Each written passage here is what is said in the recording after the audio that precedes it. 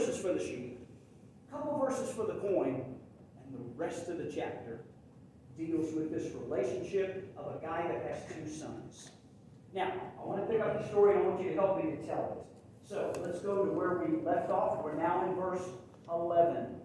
And somebody read that for me. Just verse 11. Who wants to start that story for us? Right got it? Josiah was reading, so I'll also read right here. Right here? Okay, go ahead, sir. Which verse did you say? Just verse 11. Then he said, a certain man had two sons. Okay. Just that verse. Again, sheep, coin, the mood shifts. Man's got two sons. Now, we don't, again, from a historic, from a cultural standpoint, there's no big backdrop given of like wealth or status or who this guy is or where he lived or how he, none of that. Jesus just says, a man has two sons. So automatically, from an audience standpoint, this story is going to begin to tell itself a little differently. Because again, with sheep and coins, again, there's a little bit of applause, probably a little bit of thank you, Jesus. We can make some analogy. But when it shifts to human beings, our ears perk up a little bit, and we're going to be a little bit more closely connected to the story. Because if I'm not a shepherd, and I'm not around sheep, I might applaud the story, but I really can't maybe get the whole message. Oh, maybe I've got some coins, but I never lost one. So again, good story, Jesus, but now I can start to relate. And in my life, as a dad, I don't have sons, but as a dad, I can even more relate. But as a son, I can more relate. So see, there's this immediate connection. And whether you're male or female, whether you have kids or you don't, you're going to find yourself in this story. Might have struggled a little bit finding yourself in the sheep story. Okay, well, the coin, whatever. You're going to find yourself in this next story. Verse 12. Who's got that one for me? Want to read? Robin.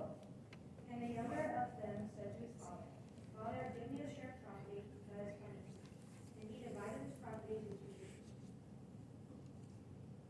So we start to get a little bit more detail. And again, look at the amount of verses in the remaining part of 15. This is a longer story, a longer narrative. Man has two sons.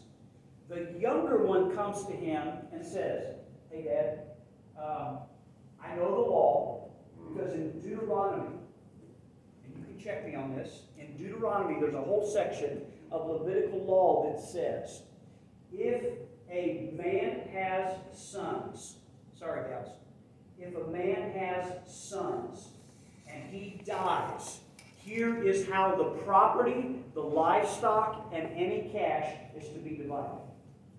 There's biblical law on it. So the oldest son would be the one that would kind of be in charge of the estate. And the oldest son would get what's called a double portion. That's the scripture in Deuteronomy. A double portion is, let's look at the total estate, and if you've got two sons, instead of a 50-50, the older one's going to get a double portion. So think about it this way. Two sons, that leaves the younger one with about 1/3 of the property. Now, it's not only the property, but it's livestock, it's cash, it's any assets that may be a part of the estate. But all of that is settled when? When the father dies. These are conversations that in the Jewish culture you just didn't have with your dad. In other words, even let's say your dad is in his 80s, his 90s, starting to really get old here, you wouldn't come up to him and like, hey, Dad, just kind of curious, what's my cut? What you going to leave me? Your dad would look at you and say, you're lucky I'm going to leave you with anything. Yeah. You know, I could take the birthright away from you. I could give it to another brother. All these things were very legal. But the younger brother kind of knew in his mind, I got about 1/3 coming to me. So he says to his dad, hey, I know you're not sick, and I know you're not dead yet, but I want my cut. That's a pretty arrogant, that's a selfish, that's a horrible attitude for any child to look at a parent and say, I know you got a little bit in the bank, and I'm looking outside the window and I see some property and some things, and I know one day part of this will be mine.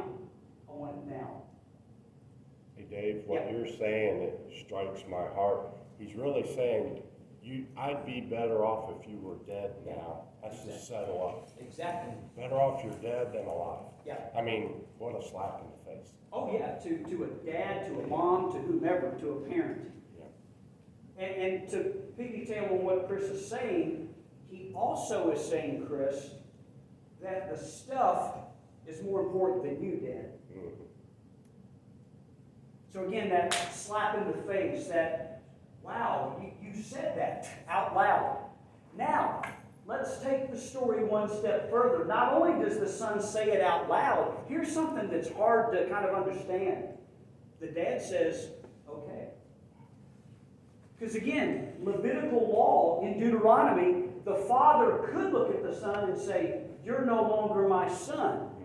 Withdraw the namesake and give that portion to another son. Or look at the oldest son and say, it's all yours. You do with him what you want when I'm gone. You could sell him as a slave. You could have him arrested. There's all these different laws pertaining to this. But the youngest son said, I want what's got coming to me. I want my portion. I want my cut. So the property and the livestock and everything else was more valuable than the relationship.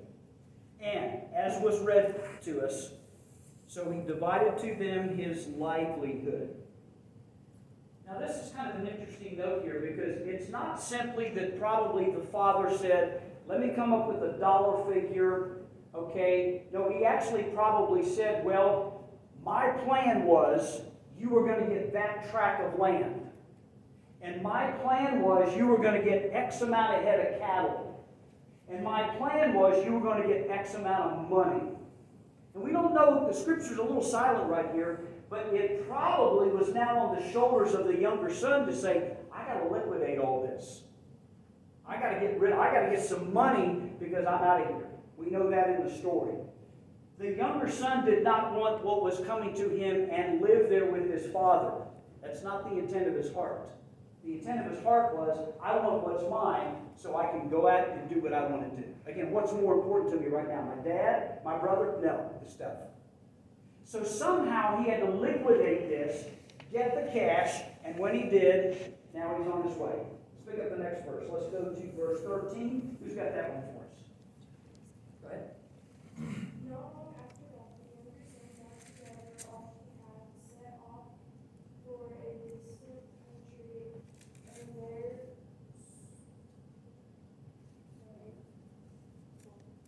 squandered his wealth and wildly. So not too many days after that, in other words, walk in, tell your dad what you want. Your dad says, okay, there's this amount they come up with this amount. And not too many days after that, once everything's kind of been liquidated, and now he's got a pretty good chunk of cash. And we don't know the amount, but he's got money that he wants to travel. He starts to go out to what's called kind of the far country. In other words, he wanted some distance. Not only did he not want he wanted what was his now, but he wanted to distance himself from the father as well. Because he had always heard these stories. Man, across that hill, whoo, that's the bright lights. That's where the city is. Man, there's stuff that goes on over there. You better check that out one time. When you get a little bit of your own stuff, you could go over there and, man, that'd be a great trip to take to go check all that out. And he'd maybe heard these stories. And he knew that someday in his life he was going to go do that. And so he made his way into this far country. He's got money. And the story is going to flesh itself out. As long as he had money, he had what? Friends. As long as he was the one at the bar buying the drinks, plenty of people. As long as he was the life of the party, as long as he was the one that was, the center of attention, because he was the one paying for everything. And when you got pocket loads of money, man, it just feels endless. It feels like I can live my whole life on this. And then suddenly you're down to half of it.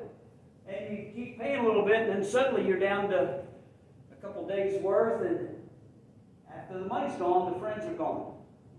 And they're tapping on your shoulder, hey, you got this next round of drinks? No, I'm getting a little low, bro. Oh, okay, well, we'll see ya. And then you get down to, I got nothing.